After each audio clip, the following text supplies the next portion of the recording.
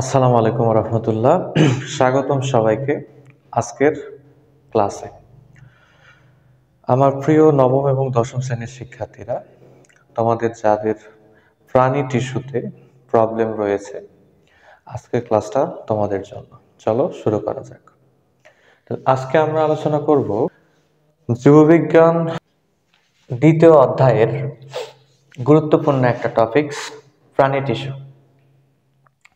আমি এখানে লিখতেছি অ্যানিমাল টিস্যু। তাহলে প্রথমে আমাদের যে বিষয়টা জানতে হবে সেটা হচ্ছে টিস্যু কাকে বলে। তাহলে তোমরা জানো, যখন একগুচ্ছ কোষ একত্রিত হয়ে নির্দিষ্ট কোনো কাজ সম্পন্ন করে তখন তাকে টিস্যু বলে। আর কোষগুলো যদি কোনো প্রাণীর হয় তখন সেই কোষ গুচ্ছকে আমরা বলবো হচ্ছে প্রাণী টিস্যু। তাহলে এই ক্ষেত্রে তোমাদের একটা বিষয় মাথায় রাখতে হবে, সেটা হচ্ছে উৎপত্তি বা অরিজিন এক হইতে হবে। অর্থাৎ প্রাণী হলে কোষগুলো ওই প্রাণীরই হতে হবে, আর উদ্ভিদ হলে ওই কোষগুলো ওই উদ্ভিদেরই হতে হবে। তো এগুলো বিষয়ে আমি আবার পরবর্তীতে বিস্তারিত আলোচনা করব। তো আমরা প্রাণী টিস্যু নিয়ে কথা বলতেছি। তাহলে প্রাণী টিস্যু কাকে বলা হবে? যদি একগুচ্ছ কোষ একত্রিত হয়ে প্রাণী দেহে নির্দিষ্ট কোনো কাজ সম্পন্ন করবে তখন তাকে আমরা বলবো হচ্ছে প্রাণী টিস্যু। তো প্রাণী দেহে 4 প্রকারের টিস্যু পাওয়া যায়। তো কি কি আমরা সেগুলো একটু জেনে নেই। দেখো, প্রথমে আছে হচ্ছে আমাদের এপিথেলিয়াল টিস্যু।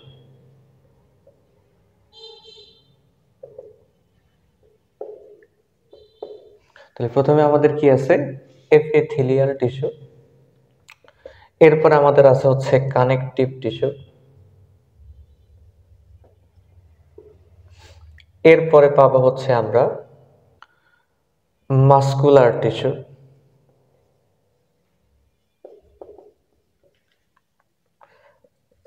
এবং সবশেষ আমরা পাবো হচ্ছে নার্ভ টিস্যু বা নার্ভাস টিস্যু।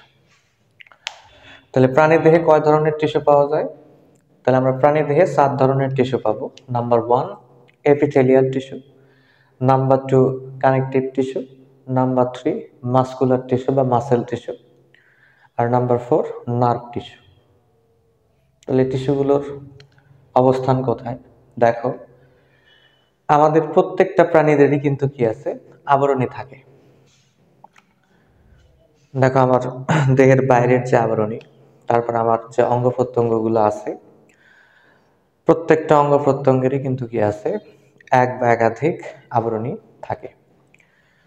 তাহলে যে টিস্যুগুলো এরকম আবরণী দিয়ে থাকে, অর্থাৎ যে টিস্যুগুলোর কাজ হচ্ছে আবরণী তৈরি করা, এই টিস্যুগুলোকে বলবো হচ্ছে আমরা আবরণী টিস্যু। এরপরে দেখো কি আছে? Connective tissue.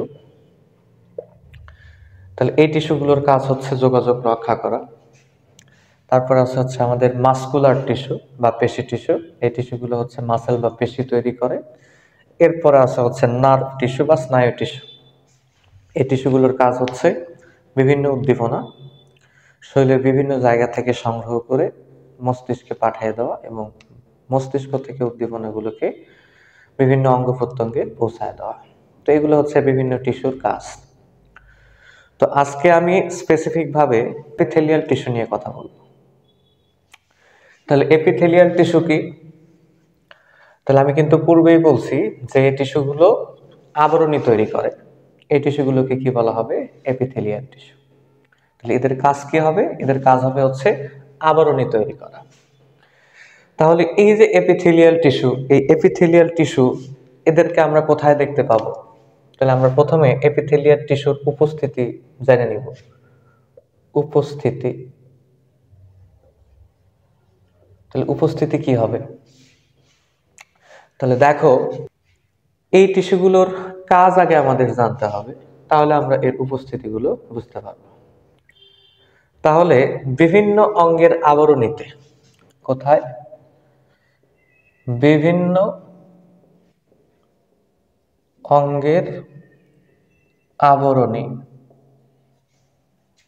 তাহলে বিভিন্ন অঙ্গের আবরণীতে আমরা কি পাবো? এপিথেলিয়াল টিস্যুর দেখতে পাবো। ঠিক আছে, তাহলে আমরা বিভিন্ন অঙ্গের আবরণীতে কি দেখতে পাবো? এপিথেলিয়াল টিস্যুর উপস্থিতি দেখতে পাবো, যেটাকে বলা হয় লাইনিং। লাইনিং মানে কি? লাইনিং মানে হচ্ছে আবরণী তৈরি করা। ঠিক আছে, তাহলে বিভিন্ন অঙ্গের আবরণীতে কি থাকবে? এপিথেলিয়াল টিস্যুগুলোকে দেখতে পাবো। আচ্ছা, এরপরে দেখো এই যে এপিথেলিয়াল টিস্যু, তাহলে এই এপিথেলিয়াল টিস্যু কি কাজ করে? তাহলে এর কাজ কি? কাজ কি হতে পারে? তাহলে এপিথেলিয়াল টিস্যু এর কাজ হচ্ছে প্রোটেকশন দেওয়া। ঠিক আছে, তাহলে এপিথেলিয়াল টিস্যু কি করবে? প্রোটেকশন। তাহলে এরা বিভিন্ন অঙ্গ প্রত্যঙ্গের আবরণী তৈরি করে, তাহলে ওই অঙ্গটাকে তারা কি করে? সুরক্ষিত রাখে। দেখো আমার এই যে স্কিন, এটা কিন্তু কি এপিথেলিয়াল টিস্যু, তাহলে সে কিন্তু আমাকে কি করতেছে? প্রোটেকশন দিচ্ছে ভাইরাস, ব্যাকটেরিয়া বা ধুলোবালি এগুলো থেকে আমার দেহের ভিতরে যে মাসেলগুলো আছে এই মাসেলগুলোকে প্রোটেক্ট রাখতেছে। তারপরে বিভিন্ন অঙ্গের যে আবরণী টিস্যুগুলো আছে তারাও ঠিক একইভাবে অঙ্গ প্রত্যঙ্গগুলোকে কি রাখে? সুরক্ষিত রাখে। তাহলে আমি বলতে পারবো যে আমাদের যে আবরণী টিস্যু, এই আবরণী টিস্যুর প্রধান কাজ হচ্ছে কি? প্রোটেকশন বা রক্ষণাবেক্ষণ। এরপরে কি করে? ক্ষরণ ও নিঃসরণ। তাহলে ক্ষরণ করে অথবা নিঃসরণ করে। তাহলে এপিথেলিয়াল টিস্যু যে জায়গাগুলোতে উপস্থিত থাকে ওইখান থেকে তোমার অনেক কিছু খরিত হয় প্রোটেকশন করার জন্য, অথবা অনেক কিছু কি হয়? নিঃসৃত হয়। তাহলে ওই খরিত পদার্থ বা নিঃসৃত পদার্থগুলো কি করে? অঙ্গ প্রত্যঙ্গগুলোকে সুরক্ষা দেয়। তাহলে ক্ষরণ বা নিঃসরণ, ইংরেজিতে এটাকে বলা হয় সিক্রেশন। তাহলে এটা প্রোটেকশন করবে, তারপরে এটা কি করবে? সিক্রেশন করবে। এরপরে এরা কিন্তু শোষণও করে। ঠিক আছে, তাহলে এরা কিন্তু কি করতে পারে? শোষণও করতে পারে। তাহলে এপিথেলিয়াল টিস্যু কি করে? শোষণ করে। তাহলে শোষণ মানে কি হবে? তাহলে ধরো এইখানে একগুচ্ছ কোষ আছে, তাহলে এটা একটা টিস্যু। তাহলে দেখো এইখানে যদি কোনো উপাদান থাকে, তাহলে এই উপাদানগুলো এই এপিথেলিয়াল টিস্যু এটাকে ভেদ করে কোথায় আসবে? এই পাশে আসবে। তাহলে এটা হচ্ছে কি? এটা হচ্ছে ধরো একটা অঙ্গ। ঠিক আছে, তাহলে ধরো এটা হচ্ছে আমাদের পরিপাক নালী।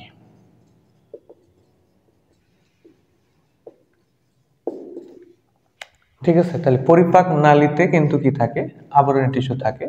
তাহলে আমাদের খাদ্যের যে উপাদানগুলো, খাদ্যের উপাদানগুলো কিন্তু কি হয়? শোষিত হয়। শোষিত হয়ে কোথায় চলে আসে? কোষের ভিতরে চলে আসে, তারপরে এগুলো রক্তে মেশে। তাহলে এই এপিথেলিয়াল টিস্যুগুলো কিন্তু কি করতে পারে? তাহলে শোষণ কাজও সম্পন্ন করতে পারে। বিষয়টা মাথায় রাখবা। তাহলে শোষণ, এটাকে বলা হবে অ্যাবসর্পশন। ওকে, এরপরে এরা কি করে? আর কি কাজ করতে পারে? কোষীয় পরিবহন।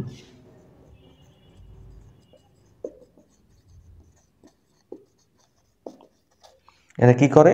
কোষীয় পরিবহন সম্পন্ন করে, বা আমরা বলতে পারবো ট্রান্স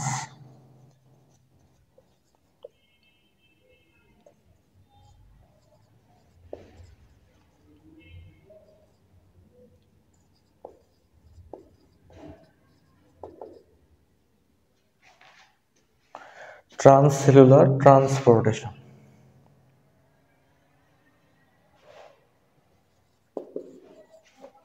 ঠিক আছে, তারপরে এরা কি করতে পারবে? ট্রান্সসেলুলার ট্রান্সপোর্টেশন বা কোষীয় পরিবহন সম্পন্ন করতে পারে।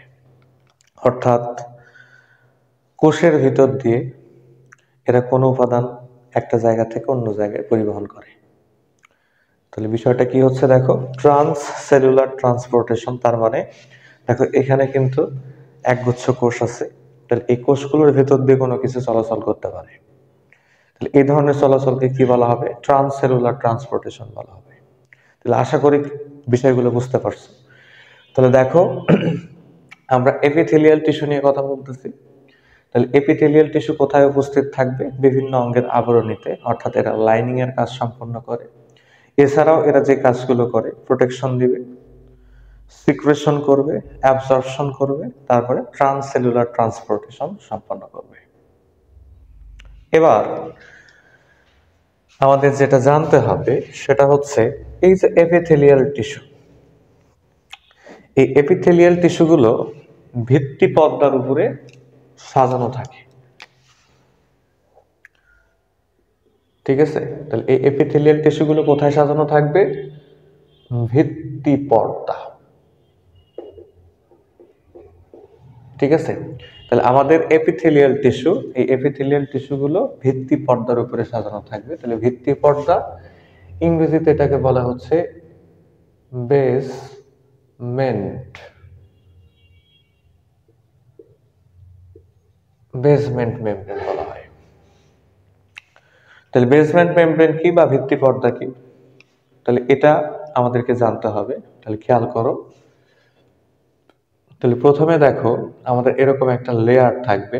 তাহলে আমি এরকম ভাবে একটা লেয়ার আঁকাচ্ছি, তোমরাও আমার সাথে লেয়ারটাকে আঁকায় ফেলো। তাহলে প্রথমে আমাদের এরকম কি করতে হবে? একটা লেয়ার আঁকাইতে হবে।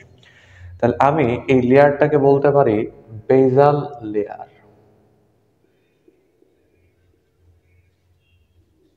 তাহলে প্রথমে দেখো আমি এরকম ভাবে একটা লেয়ার আঁকাচ্ছি, তাহলে এই লেয়ারটাকে কি বলা যাবে? বেসাল লেয়ার বলা যাবে। তাহলে প্রথমে আমরা এরকম একটা আবরণী পাবো, তাহলে প্রথম যে আবরণীটা পাবো ওই আবরণীকে কি বলা হবে? বেসাল লেয়ার বলা হবে। ওকে, এরপরে আমরা বেসাল লেয়ারের নিচে আমরা এরকম জালের মতো কিছু গঠন দেখতে পাবো। বেসাল লেয়ার এর নিচে আমরা কি দেখতে পাবো? সরি, বেসাল লেয়ার না, এটা হচ্ছে বেসাল লেয়ার হবে না, বেসাল ল্যামিনা হবে। তোমরা একটু ঠিক করে নাও, বেসাল লেয়ার হবে না, বেসাল ল্যামিনা হবে। তাহলে বেসাল ল্যামিনা এর নিচে আমরা জালের মতো গঠন দেখতে পাবো। তাহলে এই যে জালের মতো যে গঠন, এটাকে বলা হবে হচ্ছে রেটিকুলার, রেটিকুলার ল্যামিনা। তাহলে আমরা বেসাল ল্যামিনা পাবো, তারপরে আমরা পাবো হচ্ছে রেটিকুলার ল্যামিনা। তাহলে বেসাল ল্যামিনা, রেটিকুলার ল্যামিনা, এরপরে দেখো আমাদের কি থাকে? কানেকটিভ টিস্যু থাকে, ঠিক আছে? এরপরে কি থাকবে আমাদের? Connective tissue. তাহলে আমাদের কানেকটিভ টিস্যুর দরকার নাই, আমাদের এই দুইটার দরকার, বেসাল ল্যামিনা আর হচ্ছে কি রেটিকুলার ল্যামিনা। তাহলে বেসাল ল্যামিনা আর রেটিকুলার ল্যামিনা, তাহলে আমাদের বেসাল ল্যামিনা আর হচ্ছে রেটিকুলার ল্যামিনা, এই দুইটাকে একসাথে বলা হয় হচ্ছে বেসমেন্ট মেমব্রেন।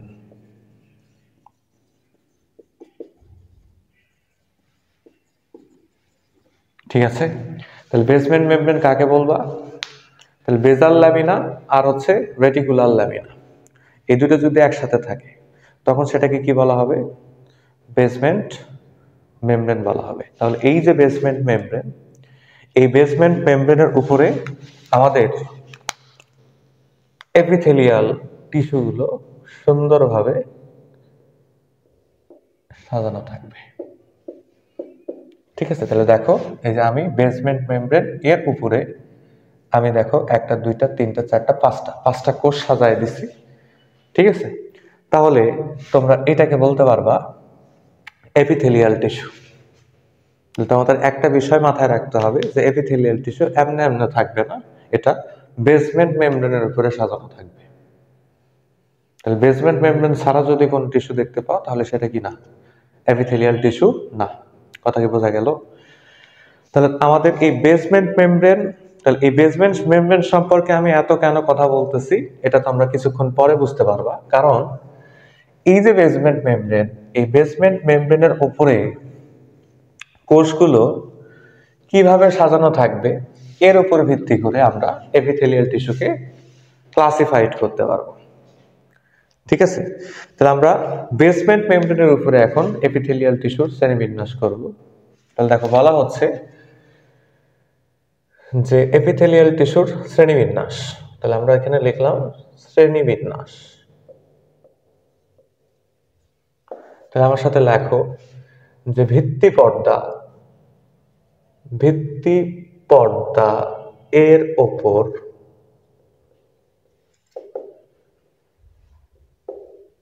কোষগুলো কিভাবে, ভিত্তিপর্দার উপরে কোষগুলো কিভাবে সাজানো থাকবে, কিভাবে সাজানো থাকবে, ভিত্তিপর্দার উপর কোষগুলো কিভাবে সাজানো থাকবে তার উপর ভিত্তি করে, তার উপর ভিত্তি করে আবরণী টিস্যু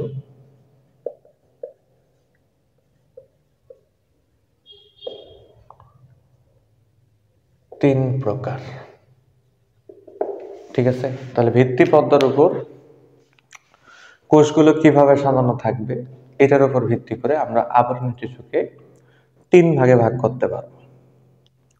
তাহলে কি কি খেয়াল করো। তাহলে প্রথমে পাবো হচ্ছে আমরা সাধারণ আবরণী টিস্যু। তাহলে প্রথমে আমরা কি পাবো? সাধারণ আবরণী টিস্যু। সাধারণ আবরণী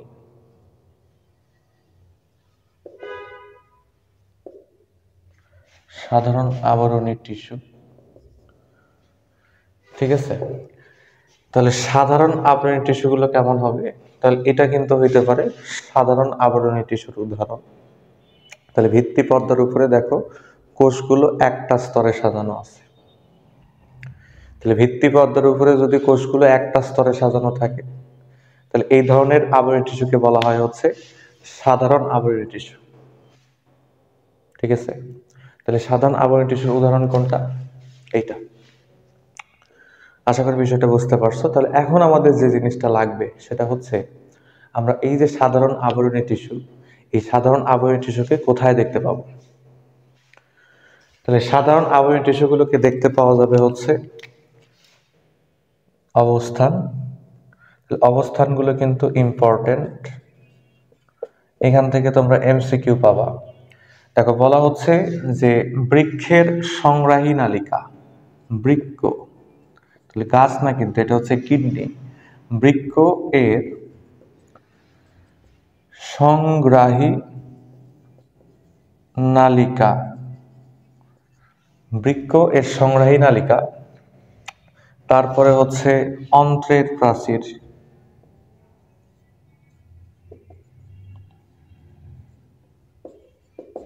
ঠিক আছে। তাহলে বৃক্ষের সংগ্রাহী নালিকা, তারপরে হচ্ছে অন্ত্রের প্রাচীর, এই জায়গাগুলোতে আমরা কি দেখতে পাবো? সাধারণ এপিথেলিয়াল টিস্যুর উপস্থিতি দেখতে পাবো। ঠিক আছে, তাহলে সাধারণ আবরণী টিস্যু এর কাজ কিন্তু কি দেখো, এর কাজ হচ্ছে নিঃসরণ করা, ক্ষরণ করা এবং শোষণ করা। এই জন্য কিন্তু দেখো আমরা এই জায়গাগুলোতে সাধারণ আবরণী টিস্যুগুলোকে দেখতে পাচ্ছি। আচ্ছা, এরপরে যদি এখানে দেখো একটা স্তরে সাজানো আছে, তাহলে আমরা যদি এখানে কি করি, কোষগুলোকে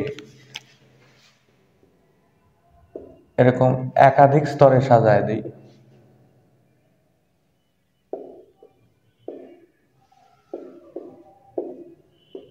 তাহলে এখন কিন্তু কোষগুলো একটা স্তরে সাজানো নাই, এখন কোষগুলো কি হয়ে গেছে? একাধিক স্তরে সজ্জিত হয়ে গেছে। তাহলে যদি একাধিক স্তরে কোষগুলো সজ্জিত থাকে তখন এটাকে আমরা আর সাধারণ আবরণী টিস্যু বলতে পারবো না, তখন এই টিস্যুকে বলা হবে হচ্ছে স্ট্র্যাটিফাইড আবরণী টিস্যু। স্ট্র্যাটিফাইড, স্ট্র্যাটিফাইড আবরণী। ওকে, তাহলে দেখো এইখানে প্রথমে আমার কোষগুলো একটা স্তরে সাজানো ছিল, এখন কিন্তু আর একটা স্তরে সাজানো নাই, এখন কিন্তু আমি এর উপরে আরোগুলো লেয়ার দিয়ে দিছি, অনেকগুলো লেয়ার দিয়ে দিছি, 3টা লেয়ার দিয়ে ফেলছি। তাহলে এখন কিন্তু এটাকে আমরা সাধারণ আবরণী টিস্যু বলতে পারবো না, এখন এটাকে বলতে হবে হচ্ছে স্ট্র্যাটিফাইড।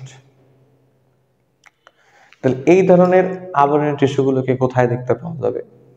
তাহলে এই ধরনের আবরণী টিস্যুগুলো দেখতে পাওয়া যাবে হচ্ছে অবস্থান, তাহলে এই ধরনের আবরণী টিস্যুর অবস্থান কোথায় হবে? আমাদের ত্বকের আবরণী, আমাদের যে ত্বক বা স্ক্রিন আছে, তাহলে আমাদের ত্বক বা স্ক্রিনে আমরা এই ধরনের আবরণী টিস্যুগুলো দেখতে পাবো। তাহলে একাধিক স্তরে সাজানো, তার মানে এই জায়গাগুলো কি হবে? বেশ পুরু হবে, তাই না? তাহলে আমাদের দেখো ত্বকের চামড়াগুলো অনেক পুরু, গন্ডারেরটা আরো পুরু, তাহলে বুঝতে পারতেছো যে এখানে কি আছে? একাধিক স্তরে এপিথেলিয়াম টিস্যুর কোষগুলো সাজানো আছে। আশা করি বুঝতে পেরেছ। এরপরে দেখো আমরা সবশেষ যেটা পড়বো সেটা হলো সিউডোস্ট্র্যাটিফাইড। ঠিক আছে, এরপরে আমরা যেটা দেখতে পাবো সেটা হলো কি? সিউডোস্ট্র্যাটিফাইড আবরণী টিস্যু। তাহলে সিউডোস্ট্র্যাটিফাইড আবরণী টিস্যু,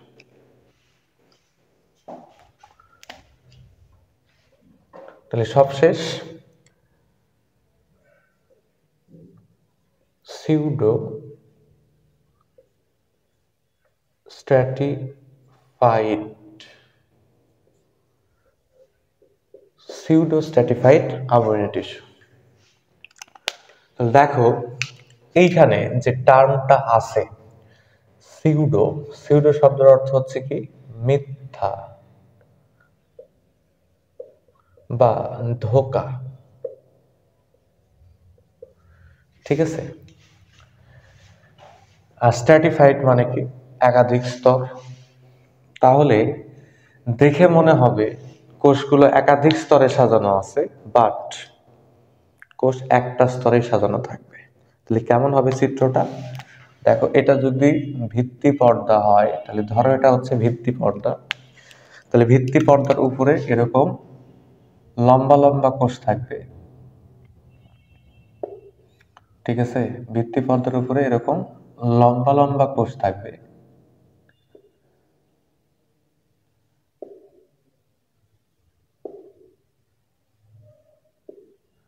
ঠিক আছে, দেখো আমাদের এরকম অনেক লম্বা লম্বা কোষ থাকবে ভিত্তি পর্দার উপরে।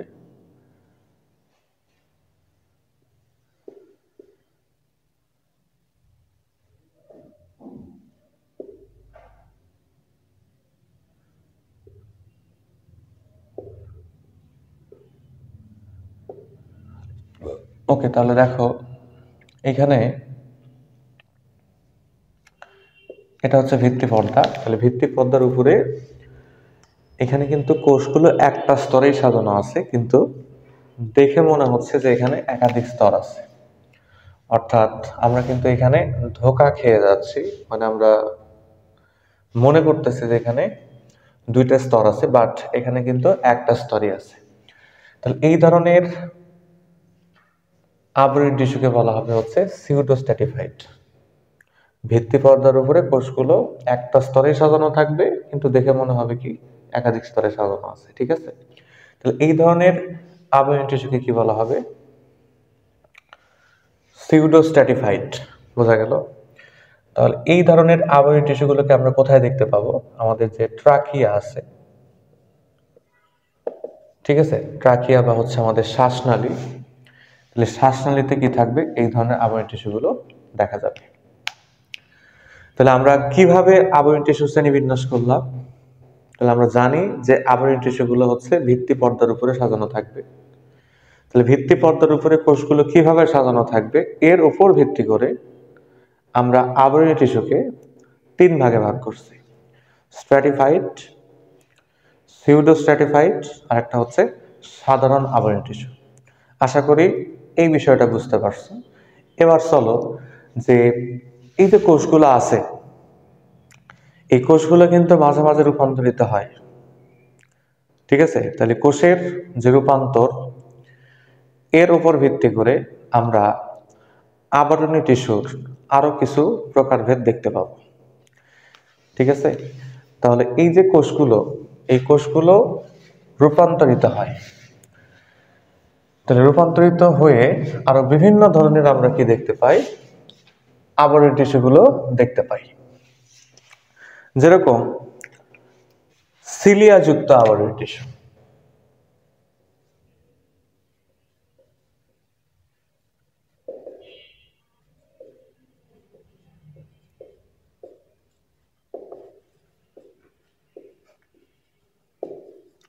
তারপরে আছে হচ্ছে ফ্লাজেলা যুক্ত আবরণী টিস্যু। ঠিক আছে, তাহলে সিলিয়া যুক্ত আবরণী টিস্যু আর হচ্ছে কি ফ্লাজেলা যুক্ত আবরণী টিস্যু। তাহলে আমি দুইটা একটু একসাথে লিখে নিলাম, কারণ এই দুইটা যদি একসাথে বোঝানো যায় তাহলে তোমাদের বুঝতে সুবিধা হবে। তাহলে তোমরা জানো যে আবরণী টিস্যু কোষগুলো ভিত্তিপদ্মার উপরে সাজানো থাকবে। তাহলে আমি এখানে ভিত্তিপদ্মা আঁকায় নিচ্ছি। তাহলে চিত্রগুলো খুব ভালোভাবে খেয়াল করবা, তাহলে কিন্তু বুঝতে তোমাদের সুবিধা হবে। তাহলে দেখো, এই যে কোষগুলোকে আমি এরকম ভাবে সাজায় দিচ্ছি, ভিত্তিপদ্মার উপরে কোষগুলো আমি সাজায় দিচ্ছি। ওকে, ভিত্তিপদ্মার উপরে কোষগুলো আমি সাজায় দিচ্ছি। খুব ভালোভাবে খেয়াল করো যে ভিত্তিপদ্মার উপরে দেখো 1 2 3 4 5 পাঁচটা কোষ সুন্দরভাবে আছে। এরপরে খেয়াল করো যে যে প্রান্তগুলো, দেখো এই প্রান্তগুলো কিন্তু এখন মসৃণ, এই প্রান্তগুলোতে কিন্তু কোনো ধরনের ভাঁজ দেখতে পাচ্ছি না আমরা। তো এই যে দেখো প্রান্তের দিকে যে কোষের আবরণীগুলো আছে, প্রান্তের দিকে যে কোষের আবরণীগুলো আছে, এই আবরণীতে আমরা কোনো ঘাস বা কোনো অভিক্ষেপ দেখতে পাচ্ছি না। কিন্তু যদি আমরা এরকম খাস বা অভিক্ষেপ দেখি, ঠিক আছে, তাহলে কিরকম দেখো, যেরকম ব্রাশের মতো বর্ডার তৈরি হচ্ছে, এরকম ব্রাশ বর্ডার তৈরি হচ্ছে, ব্রাশ বর্ডার। ঠিক আছে, তাহলে দেখো এগুলো দেখতে কিন্তু এখন ব্রাশের মতো লাগতেছে।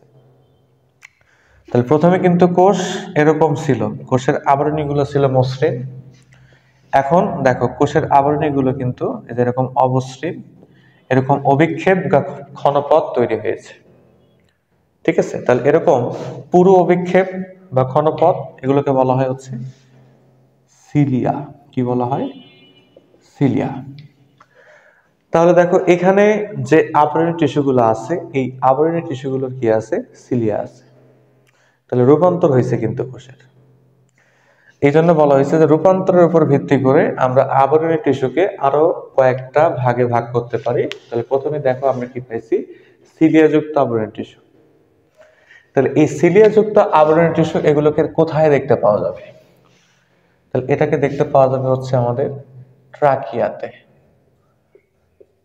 ট্রাকিয়া। ঠিক আছে, তাহলে ট্রাকিয়ার যে অন্তঃপ্রাচীর, ট্রাকিয়ার অন্তঃপ্রাচীরের যে কোষ, এই কোষগুলো ট্রাকিয়ার অন্তঃপ্রাচীর সিলিয়াযুক্ত আবরণী টিস্যু দ্বারা গঠিত। ঠিক আছে, তাহলে ওইখানে যে আবরণীটা তৈরি হয়েছে, তাহলে আবরণী টিস্যুগুলো হচ্ছে কিরকম ছিল? সিলিয়াযুক্ত ছিল। এই জন্য কি বলা হয়েছে যে সিলিয়াযুক্ত আবরণী টিস্যু কোথায় পাওয়া যাবে? ট্রাকিয়াতে পাওয়া যাবে। আচ্ছা, এরপরে দেখো ফ্লাজেলা যুক্ত আবরণী টিস্যু। তো ফ্লাজেলা আসলে কি জিনিস? ওকে, তাহলে খেয়াল করো, তাহলে আমি এই চিত্রটা আবার ব্যবহার করতেছি, তোমরা চিত্রটা নতুন করে আবার আঁকাও, আমার মতো মুছে দিও না, কারণ প্রত্যেকটার উদাহরণই আমি চিত্রের মাধ্যমে তোমাদেরকে বোঝানোর চেষ্টা করব। তাহলে খেয়াল করো, এটা হচ্ছে ভিত্তি পর্দা। তাহলে ভিত্তি পর্দার উপরে কিছু কোষ আছে। আচ্ছা, তাহলে এই কোষগুলোতে আমরা এরকম চাবুকের মতো গঠন দেখতে পাচ্ছি। ঠিক আছে, তাহলে প্রত্যেকটা কোষে দেখো কি আছে, এরকম চাবুকের মতো গঠন দেখা যাচ্ছে। সেন্ট্রিওল গুলো কি তৈরি করে দিছে, এরকম লেজ তৈরি করে দিছে। তাহলে এই যে লেজের মতো গঠন, এই লেজের মতো গঠনগুলোকে বলা হয় ফ্লাজেলা। ঠিক আছে, তাহলে এই যে লেজের মতো গঠন, এই লেজের মতো গঠনকে কি বলা হচ্ছে, ফ্লাজেলা বলা হচ্ছে।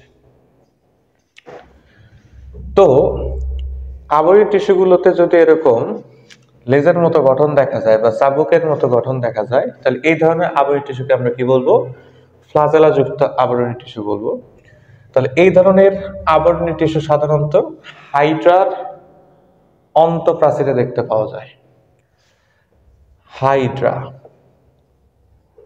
ঠিক আছে, তাহলে হাইড্রা এটা হচ্ছে নিটিরিয়া পর্বের একটা প্রাণী, অনেক ইন্টারেস্টিং একটা প্রাণী। তোমরা যখন ইন্টারমিডিয়েটে উঠবা তখন দ্বিতীয় পত্রে প্রাণী পরিস্থিতি নামক একটা অধ্যায় থাকবে, ওইখানে হাইড্রার অন্তর্গঠন সম্পর্কে বিস্তারিত আলোচনা করা আছে, বা আমার ইন্টারমিডিয়েটের যে ভিডিওগুলো আপলোড করা আছে ওই জায়গাগুলোতে খুঁজলেই তোমরা হাইড্রা সম্পর্কে জানতে পারবা। তাহলে এই যে হাইড্রা, তাহলে হাইড্রার যে অভ্যন্তরীণ গঠন, এই অভ্যন্তরীণ গঠনে আমরা কি দেখতে পাবো, এরকম কোষগুলো দেখতে পাবো, যেগুলোকে বলা হবে হচ্ছে ফ্লাজেলাযুক্ত আবরণী, যেগুলোকে বলা হবে ফ্লাজেলাযুক্ত আবরণী টিস্যু। তাহলে ফ্লাজেলাযুক্ত আবরণী টিস্যু কোথায় দেখতে পাবো আমরা, হাইড্রার অন্তঃত্বকের প্রাচীরে। তাহলে আমরা রূপান্তরের উপর ভিত্তি করে ক্লাসিফিকেশন করতেছি। আচ্ছা, এরপরে আছে দেখো ক্ষণপথযুক্ত আবরণী টিস্যু। কি আছে, ক্ষণপথযুক্ত আবরণী টিস্যু।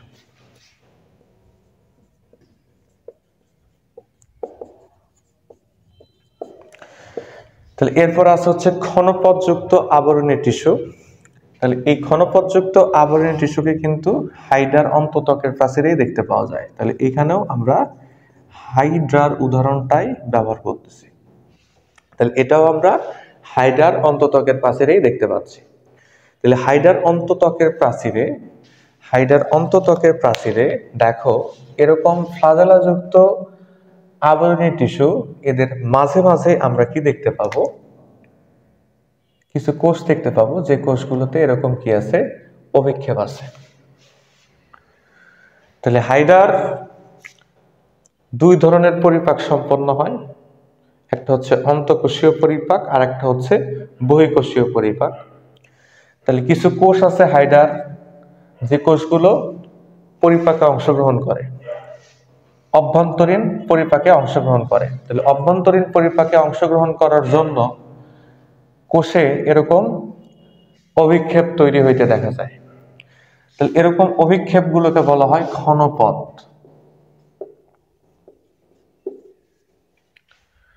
তাহলে আবরণী টিস্যুর কোষগুলো এরকম হইতে পারে, অভিক্ষেপযুক্ত হইতে পারে। তাহলে এরকম অভিক্ষেপযুক্ত কোষগুলো যদি আবরণী তৈরি করে তখন সেটাকে বলা হয় ক্ষণপথযুক্ত আবরণী টিস্যু। তাহলে এই ধরনের গঠন আমরা সাধারণত হাইড্রার এন্ডোডার্মিসে দেখতে পাই বা গ্যাস্ট্রোডার্মিসে দেখতে পাই। ঠিক আছে, তো এই হচ্ছে ক্ষণপথযুক্ত আবরণী টিস্যুর উদাহরণ। আচ্ছা, এরপরে দেখা আছে শুক্রাণুর আবরণী টিস্যু বা ডিম্বাণুর আবরণী টিস্যু, অর্থাৎ জননাঙ্গের আবরণী টিস্যু। জননাঙ্গের আবরণী টিস্যুগুলো হচ্ছে কিরকম হবে, তাহলে এই আবরণী টিস্যুগুলো রূপান্তরিত হয়ে শুক্রাণু এবং ডিম্বাণু গঠন করে।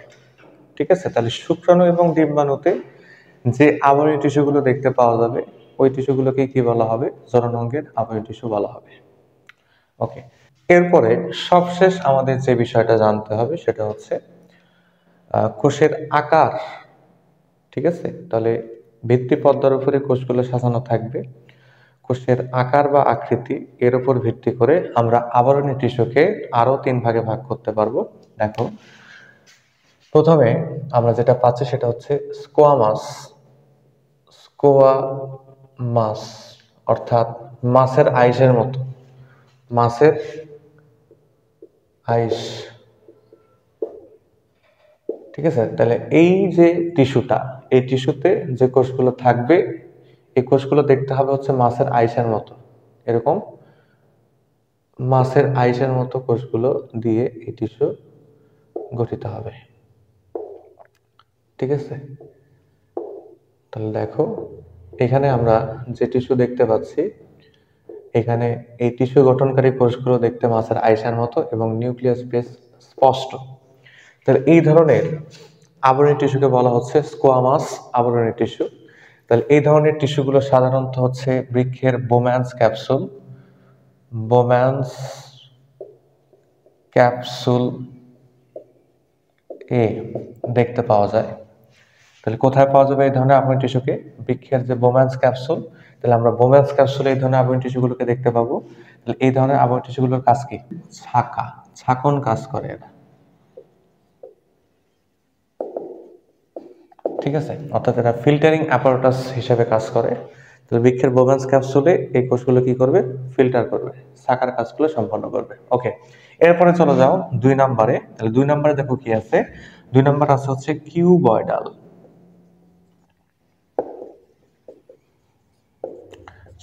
আবরণী টিস্যু। তাহলে এই টিস্যুর কোষগুলো হচ্ছে কিরকম? তাহলে ভিত্তিপদ্মের উপরে আমরা যে কোষগুলো দেখতে পাবো, এই কোষগুলোর আকৃতি হবে হচ্ছে কিউবের মতো। অর্থাৎ যে কোষগুলো থাকবে, কোষের দৈর্ঘ্য প্রস্থ এবং উচ্চতা কেমন হবে? সমান হবে। ঠিক আছে? তাহলে আমরা কিউবয়েডাল আবরণী টিস্যুতে যে কোষগুলো দেখতে পাবো, প্রত্যেকটা কোষের দৈর্ঘ্য প্রস্থ উচ্চতা সমান। তো এই ধরনের আবরণী টিস্যুকে কি বলা হচ্ছে?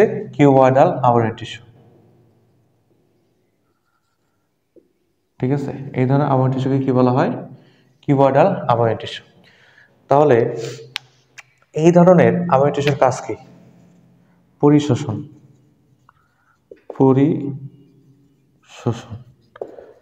ঠিক আছে? তাহলে এই ধরনের আবরণী টিস্যুগুলোকে আমরা পরিশোষণের কাজে দেখতে পাবো। তাহলে এগুলোকে কোথায় দেখতে পাওয়া যাবে? তাহলে এগুলোকে আমরা দেখতে পাবো হচ্ছে সংগ্রাহী নালিকাতে।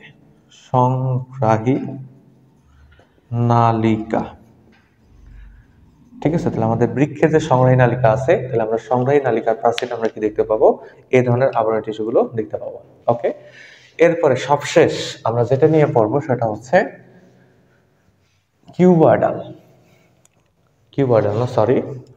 কলামোনার। কি পাবো আমরা? কলামোনার।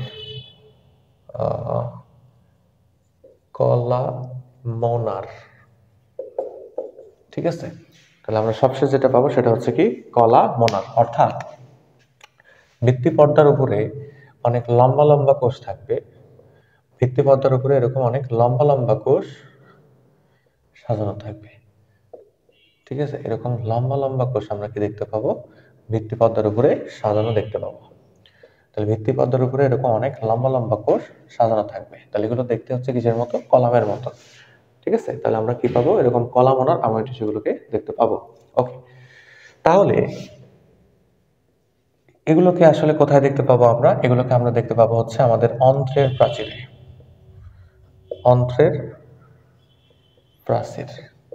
তাহলে আমাদের যে ক্ষুদ্রান্ত, তাহলে ক্ষুদ্রান্তের প্রাচীরে এরকম কোষগুলো আবরণী তৈরি করে থাকে। তাহলে আমরা অন্ত্রের প্রাচীরে এই কোষগুলোকে দেখতে পাবো। এই কোষ না, এই টিস্যুগুলোকে আমরা দেখতে পাবো। কোষগুলো হচ্ছে কিসের মতো? কলামের মতো লম্বা লম্বা। ওকে, তাহলে এর কাজ কি? এর কাজ কিন্তু অনেক। দেখো, এরা ক্ষরণ করে, তারপরে হচ্ছে শোষণ করে। ঠিক আছে? তারপরে এরা হচ্ছে পরিশোষণ করে।